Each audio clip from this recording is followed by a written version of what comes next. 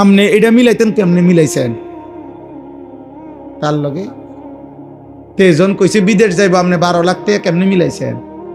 আপনি একটাবার জিজ্ঞাসা করলেন না যে আমি তোর জন্য টাকা দেব কেন, তুই তো আমার আল্লাহকে সেজদা দাও না? কই আপনি দি এটা কইলেন না?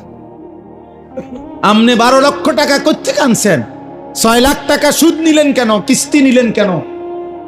এই বাবারা বলেন মিয়া,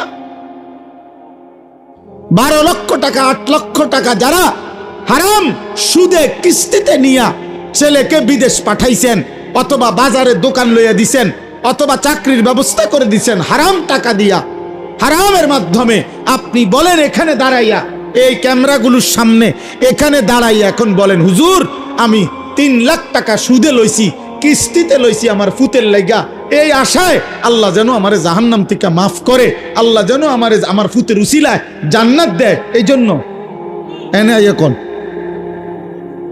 বলেন।